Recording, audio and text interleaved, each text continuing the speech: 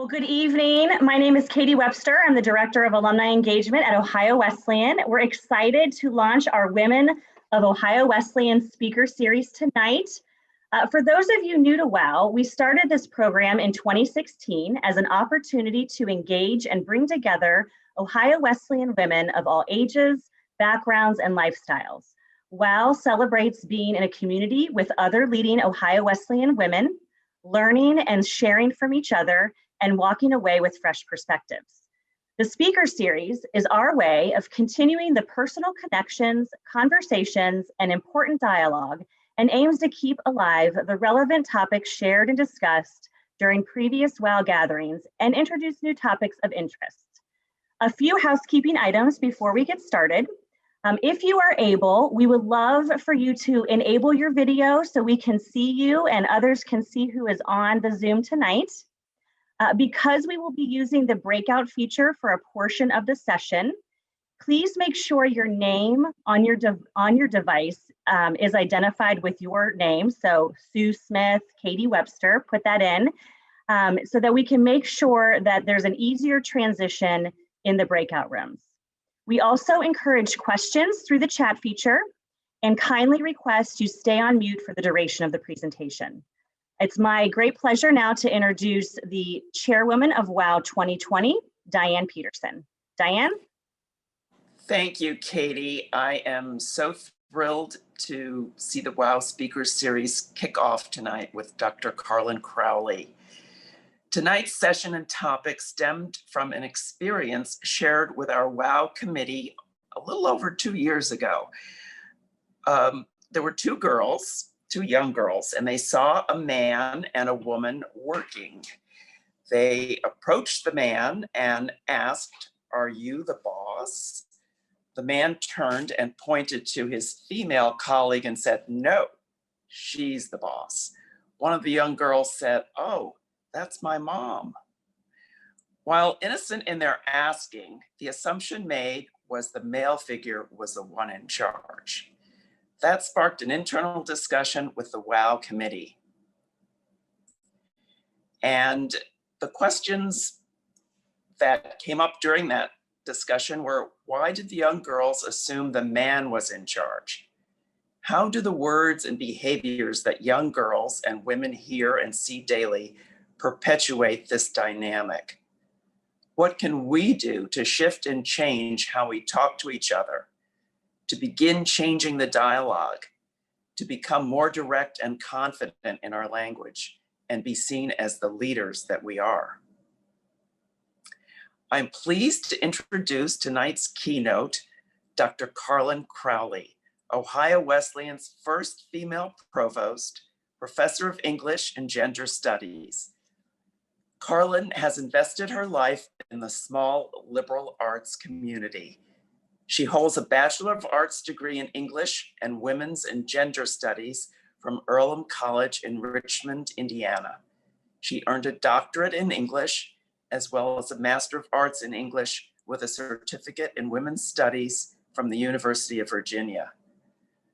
Karlyn most recently served 18 years at St. Norbert College in De Pere, Wisconsin, in a variety of roles, and these included founding director of the Cassandra Voss Center, which is an endowed equity center. She was also founding chair of Women's and Gender Studies. She was professor of English and interim assistant vice president for academic affairs. She consults as a peer reviewer for the Higher Learning Commission. She's a faculty fellow for the Colorado-based HERS Women's Higher Education Executive Leadership Institute and has numerous publications which include Feminisms, New Age Gender, Appropriation, and the Afterlife of Essentialism, which was published in 2011. And she has another book coming out, Better Metal, Smarter Social Justice. Belonging and a sense of community are important to Dr. Crowley. She's thrilled to be living in downtown Delaware close to campus, with her 10-year-old daughter and husband. As a working mom, Dr. Crowley acknowledges she is not great at relaxing, but has picked up a few hobbies, including thrifting. She's currently seeking other hobbies, and she's open to hearing what some of you enjoy doing in your free time. Please welcome Dr. Crowley. Thank you so much, Diane. This is such a pleasure tonight to be with you. I wanted to begin by saying that you all could be here and you could be thrifting or binge watching something, and instead you're here with us. I want to begin by thanking the Alumni and Advancement team for this wonderful night as well. You're in for a treat and a secret in that you will come away from this hour, I think, having a couple of tools for your toolkit that you can use going forward and share. You can either tuck them away or share with others. I am coming to you from my Delaware home, and I love getting to walk to work. I love turning onto Sandusky and getting to see university rise up in front of me with the light on and enter the building there. So when I was asked to talk about gender and speech, it reminded me in teaching, I've taught both literature and women's and gender studies my whole life. I'm not teaching full-time anymore, obviously. I'm supporting faculty and academic staff to be able to offer the best liberal arts education to students possible, right? But when I taught Intro to Women's and Gender Studies and taught 18-year-old women in particular, this was a tiny unit on speech among many units that really resonated with them. And even as 18-year-olds who were often so accomplished, so smart, I looked at their transcripts, I knew what their ACT scores were, I knew what they had done in high school. There was frequently a level of timidity in their speech. They sometimes struggled to raise their hand, they sometimes struggled to look me in the eye. They were often unsure in terms of taking up space in their bodies in a room. And I wanted to share with them a couple of things for them to take away for their life that might be a benefit to them. And I've had students, because this is what small liberal arts education does, write to me many years later and say, I still think about that unit, and here's what I've done. So tonight, we're going to learn about three things. The first, we're going to think about apology in new ways. Next, we're going to think about the difference between direct and indirect speech. Both of these are from perhaps the most prominent linguist on gender and language, Dr. Deborah Tannen, who's now emeritus from Georgetown University. I'll talk a little bit about her work later. And the third, we'll hear from Tara Moore, who has some ideas about how speech fillers and tone and diminutive kinds of speech change how we're perceived. I also want to acknowledge that tonight is special for me because my mother's on the call. And I learned early, I grew up with a working mom who worked both inside and outside the house. And she would frequently, I didn't tell her that I was going to tell this story, would practice saying powerful things that she might need to say at work in the mirror. And then in growing up, I watched her do that. And it really impacted me. And it made a big influence on me in terms of my role. I also have to share something corny but meaningful. And that is a former student gave me this necklace, which has a shattered glass ceiling inside of it. And so every day, as the first female provost of Ohio Wesleyan in 178 years, I think about this, and I think about what it means for girls and women who come after me. All right, so why don't we get started? And we're going to learn, first of all, how do we become conscious about the ways in which we apologize, and how do women and men do that differently? If we can cue up the video. In the workplace, women and men tend to have quite different conversational rituals. One ritual more common among women is ritual apology.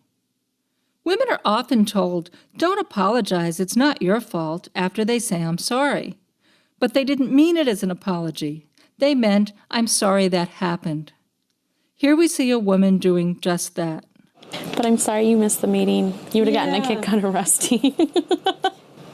In this next example, "I'm sorry" doesn't really mean anything at all. It's just a conversational smoother, a way to signal the fact that the conversation is taking a turn in another direction. Well, what we'll do, it is, I'm sorry. Let me go over this org chart. In this next example, "I'm sorry" is also marking a turn in the conversation. The woman has thought of one more thing that she wants to bring up at the meeting. Oh, I'm sorry, I have one more thing. Oh, that figures. But this one is the kind that can become dangerous over time, because she can create an impression of herself as being somehow disorganized, when this is something that happens to everybody, that you think of another thing to add at the meeting.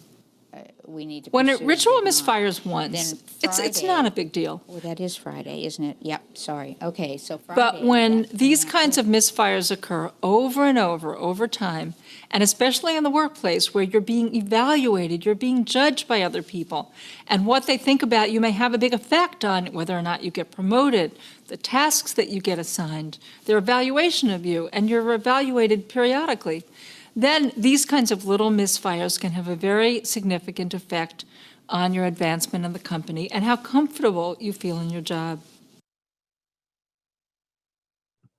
Great. Thank you so much. If we can pull up the slide.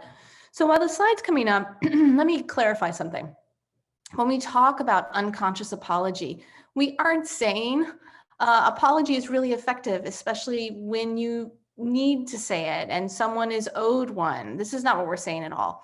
What we're saying is that, and it's not biological, right? That somehow women apologize more than men. What we're saying is that because of socialization, women often feel an obligation to apologize when it's unnecessary.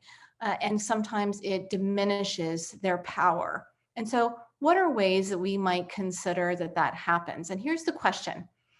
Drawing on Dr. Deborah Tannen's term, ritual apology, right? It's a ritual that's enacted. It's not innate. You can become conscious of it. Where and how do you use ritual apology? Are there any communication style changes you might like to make in relationship to that? Now comes the really fun part. This is like the water park slide. Katie is going to catapult people into Zoom breakout rooms where you'll have a chance to talk with random people. We haven't assigned anybody by name. I don't know, Katie, if you want to say any more, and answer that question, and then we'll come back together and check in about it.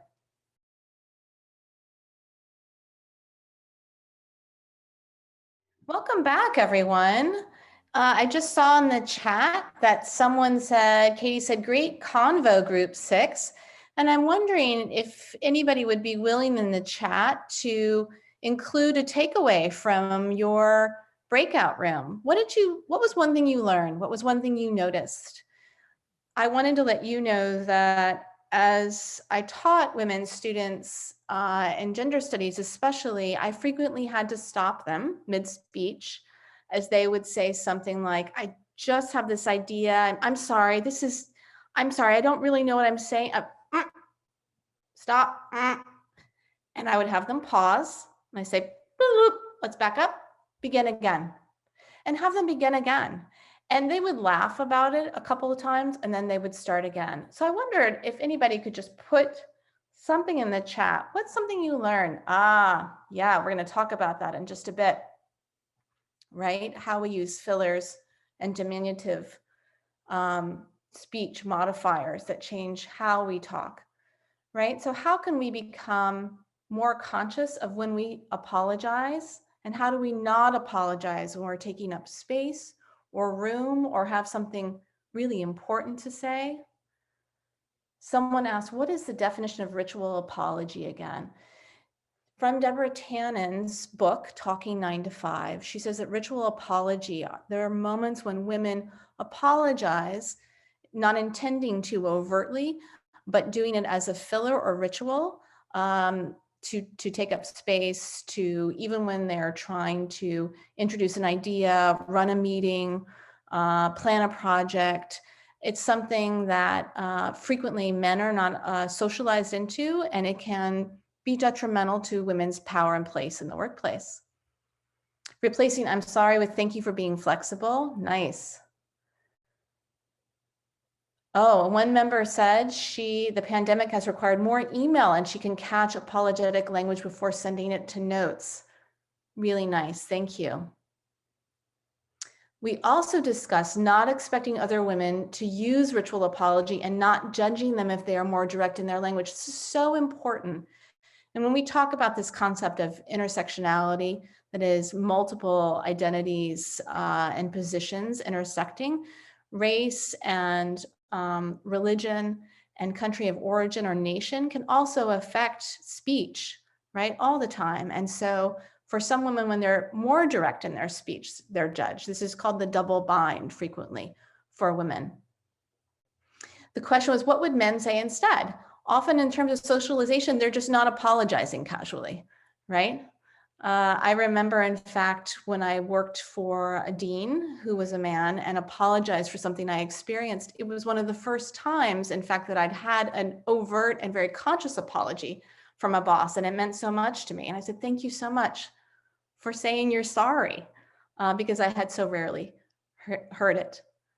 How may we say, excuse me, or sorry when trying to add input to conversation when possibly being talked over? Great question. I bet there's lots of thinking here. I think, excuse me, I need a moment. As we've heard repeatedly from Kamala Harris and others, I'm talking, I'm speaking. I thought it was really powerful to watch her say, I'm talking again and again and repeat it. Yes, and someone says, Ellen Arnold talked about the conciliatory, hi there, Ellen, faculty member, the conciliatory role often of household management.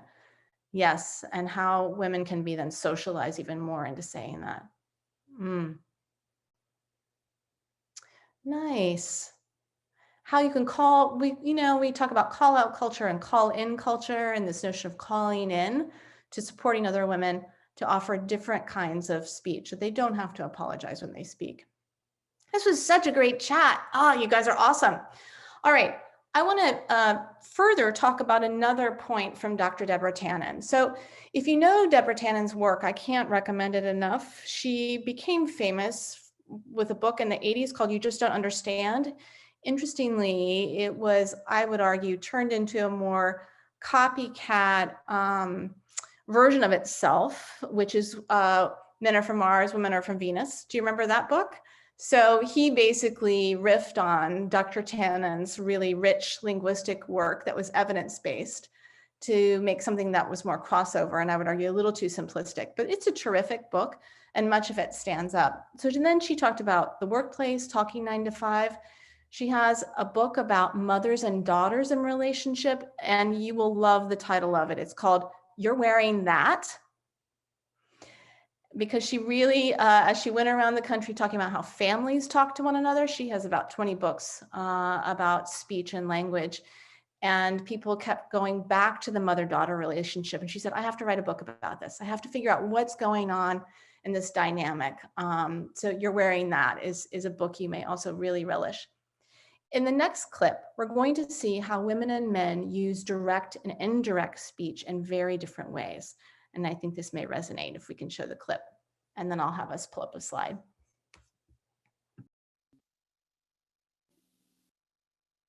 Work is a constant orchestration of getting other people to do things and yet trying to do it in a way that they will do what you want without ruffling too many feathers, without being either so indirect that they don't understand what you want or so direct that they think you're being too authoritarian.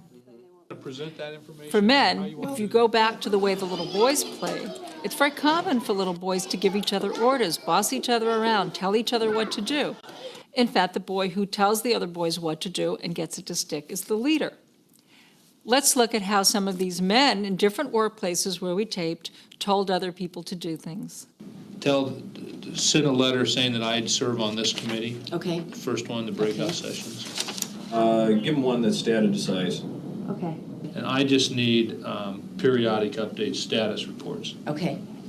So call Dana Ward and Bob Nagley. let's get a status at that meeting as to where folks are. What are some of the ideas they're coming up with? Doug, just go with Larry and just hop in the car on the radio, head towards St. Louis Park. The men in these examples are not impolite. I don't think any of them are bossy or offensive in any way, but they're telling people what to do in relatively direct ways. Many women misinterpret some men's ways of creating their authority as overbearing. Watch how these women tell other people what to do. Watch for the whole range of strategies they use to not appear too bossy. They use rising intonation, which seems to give an option. They say what they might do. They say what somebody could do. Could we add something to it and say that we'd like to address the issues? Joel, do you think it's possible we could design questions for that? Do you see where I'm headed with it? You know what I would do? I would put, and some have mentioned, I would put the creative head of the Conservatory Theater in San Francisco, just like kind of set that person up before you say their name. Okay. And I would do it that way, since he didn't give you anything. Mm-hmm. Oh, here, but I would use, which one is this? Houston Post. Can we just look at the affordable housing piece? Maybe we can take a look and see what's coming down the pike there. Yeah. Want to just do this tomorrow? Could we maybe finish this? Yeah, we'll finish this up tomorrow. Yeah, because this can work extremely well to create a very positive working environment for everybody involved, and usually the work does get done. One danger is, though, that this can make it easier for someone else to say no, and we actually caught that happening. Is there any way you could get that done today, you think, so we could send it out to them? No. Many men often misinterpret women's ways of creating their authority as not being quite managerial.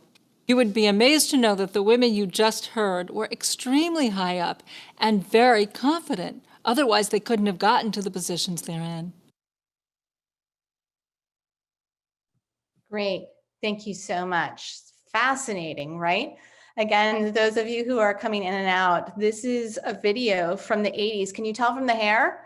And part of why I continue to use clips from it, it's from Deborah Tannen's book, Talking from 9 to 5, is I have yet to find something that's as effective, looking at a number of really important workplaces in the video. I think it's Fannie Mae, IBM, and doing some comparative work with Deborah Tannen's main principles around gender and work, but the hair is pretty fabulous.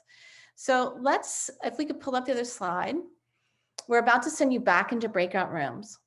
Let's take a look. Deborah Tannen demonstrates direct versus indirect speech. And part of what I love about Tannen and what she does, and you just don't understand, is that rather than blaming, and she's not saying this is biological again, this is about socialization. She has a whole great section about childhood development and gender rituals, that these are rituals that we use, we unconsciously use, and as we become aware of them, we can make choices around them, and we can understand why other people do what they do.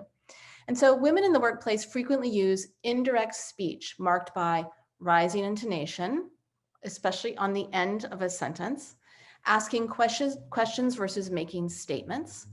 Now we know really good leaders often lead with questions. But what does it mean if women always lead with questions? They use speech qualifiers like maybe, could we, perhaps. You notice how much hesitation many of those women who are CEOs in Fortune 500 companies are using, beginning of sentences like maybe, could we, perhaps. Which method do you use most? And is it effective? Okay, we'll head into our breakout room and we'll hear from you in the chat. Enjoy.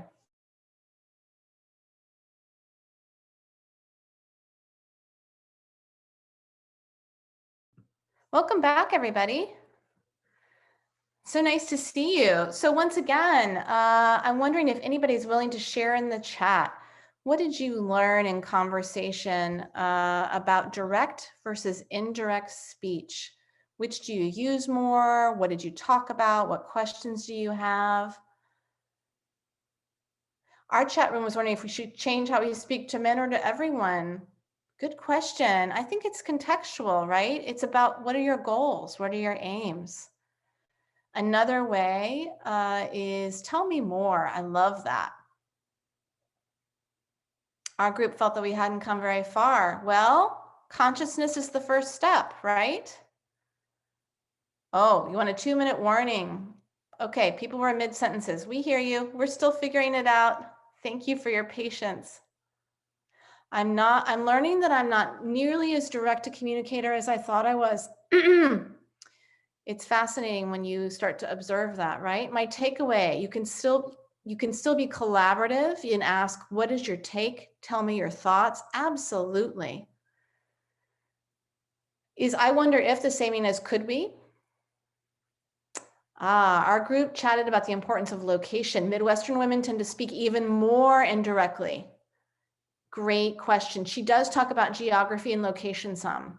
And in her later books, even more, is aware of race and sexuality and other factors in terms of identity. Right, certain parts of the country, absolutely. If you're sometimes folks from the East Coast, different religions will speak differently.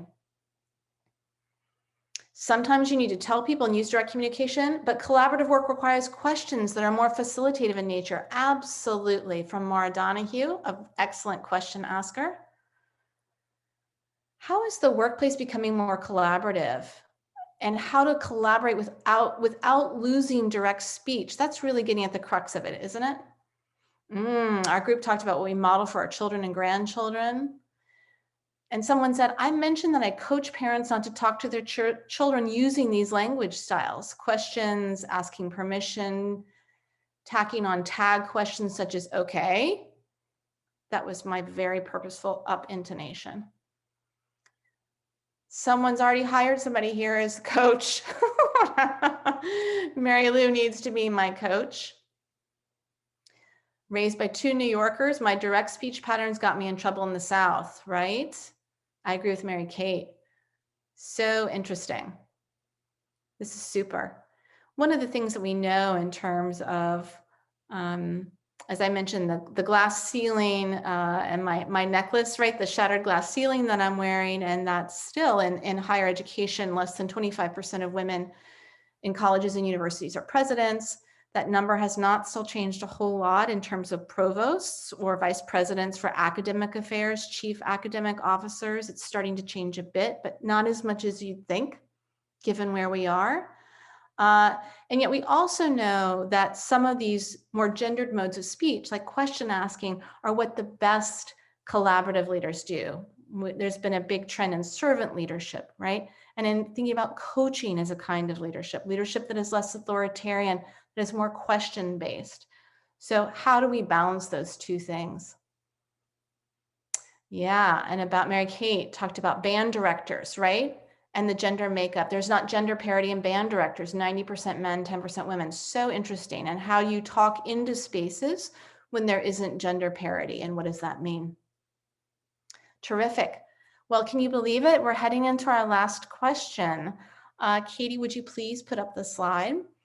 So I hope I've helped you to find the love of Dr. Deborah Tannen.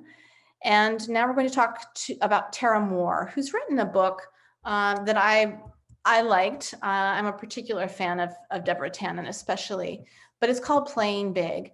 And in the book, I've used this handout with students. She talks about powerful speech, quick tips on how women can up their verbal game. I'm going to lead us through these slides and flesh them out a little bit more, and then you'll go back into your breakout rooms and pick a couple of these to talk about. You all are so smart. You've already identified several, right? And she argues we're undermining ourselves with our words and our ideas aren't having the impact that they could. Okay, everybody needs to drop the just. And I cannot tell you how many times I see it both in email and in person, and I am also guilty, which is not the point, right? It's not about the destination, it's the journey, as they say. So I'm just wondering, I just want to add, right? Just demeans what you have to say. It shrinks your power. So say goodbye to just. While you're at it, drop actually. I actually have a question. I actually want to add something. Actually communicates a sense of surprise that you have something to say. Of course you want to add something. Everybody wants to hear it. Next, Don't tell us why you're likely wrong. This is epidemic teaching undergraduate women and graduate women. I had a professor, Deborah McDowell, who's an extraordinary thinker and scholar, who would also stop women in graduate school. This is where I first saw it, and have them stop when they were introducing something as if they were wrong, and have them begin again. I had someone model it for me, and then I got to pass it on. Not in a very non-judgmental way, but in a way that said, you can change how you respond to that question. Okay, we're still starting the sentence with, I haven't researched this much. I'm just thinking off the top of my head. You've clearly been studying this longer than I have, right? We don't want to appear arrogant frequently. Women are socialized into not appearing arrogant. We're not completely confident about what we're saying. We fear we might be wrong. And so what if we are? What if someone disagrees with us? What does it mean if we're afraid of that, right? So claim your statement. Don't tell us you're just going to take a minute. Often in presentations or meetings, women will say, I'd like to take just a minute to consider this data. I'm going to take just a few minutes to tell you about our product. Think about how much stronger if you would simply say, I'd like to tell you about our product. Really different, right? Take a minute, skip the phrase, just a minute. Own the time. Don't make your sentences sound like questions. You heard that repeatedly from Deborah Tannen, right? The upswing at the end of the sentence, which is classic. And don't substitute questions for statements when you really mean to have a statement. If you want to ask a question, right? But when you have something to say, don't couch it in a question if you mean something else, right? There are strategic reasons to use a question rather than a statement, to gently introduce an idea. I actually did this today. Someone was talking.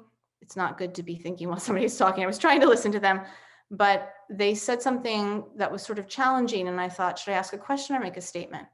And I chose to ask a question in that moment. But I had to quickly think about, how would this person best hear me? And I wanted to invite them into a dialogue. And so I asked a question. Okay. Punctuate and pause. This is tricky. I just did it. Did you notice? Clauses get piled on top of one another, often in conversation. Sometimes women are afraid to take up the space in a room. So to look people in the eye, to slow down, to stop, to pause, to let there be space around your words. I'm an extrovert. That won't surprise you. And I notice when I get nervous, sometimes I will talk faster and pile sentences on top of one another. And I've really tried to slow down and pause and just have a friend in your life who will help you practice that. Lastly, keep being yourself, right? So much of this is about awareness and authenticity. I really love Gina Barreca, who's a woman one of the few scholars who's written about women and humor. I've heard her speak and had a conversation with her. Humor is really important to me. How do you infuse it in conversations and emails and exchanges? That's important to who I am. And yet some people might argue, does it diminish what I'm saying? Does it make me less full of authority, even authoritarian? But I have to be able to navigate that and do that, right? That to me is what being a leader is. If I don't have humor, then I'm not fully being myself. So how do you take up space in ways that are authentic to you so that your speech feels true to who you are as you communicate? Okay, so Katie, can you please turn to the slide? Turn to the slide. I'm kidding.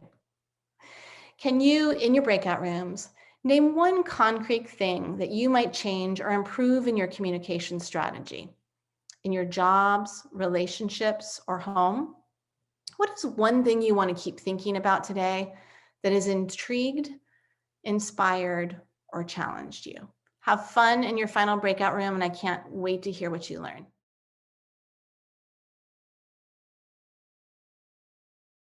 Welcome back, everyone. Hey. So nice to see you again. Oh, I love that. Someone just said, this is a great session. I wish it were longer. Good. We like to end on the crest of the wave, as we were about to say. We want people wanting more. Oh, people love group 20. So in the chat, would you share, what did you talk about? What did you learn from Tara Moore's list that was useful to you? Oh, someone said refreshing. Good. Aww. I've enjoyed every minute of this. I'm so glad, Kathy.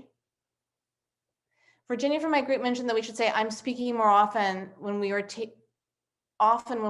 taking more time to form our ideas. Great.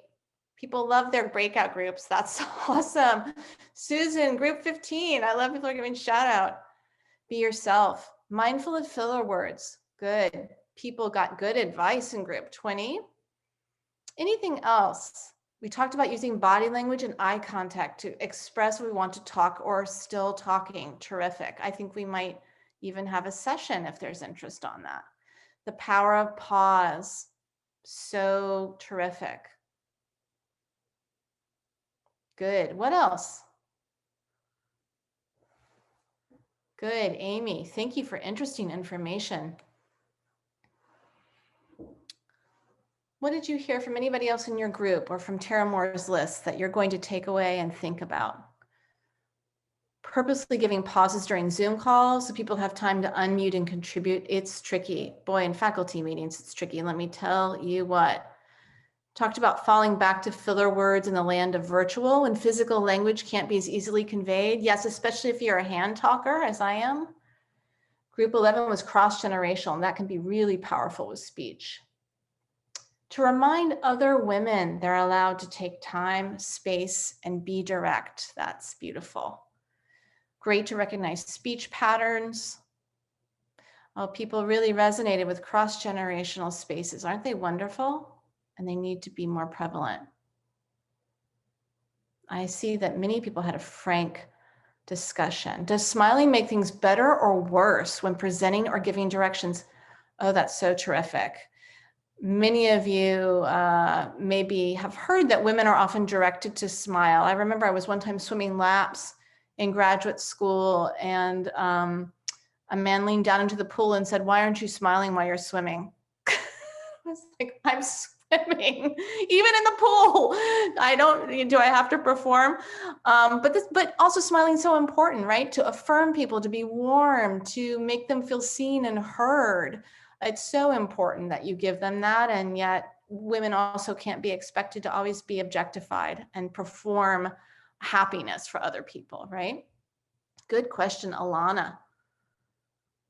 Yes, can you enter the author's name in the chat? So Katie's going to talk about that in a minute because you're going to get the handout. All of you lucky ducks get the handout who've attended.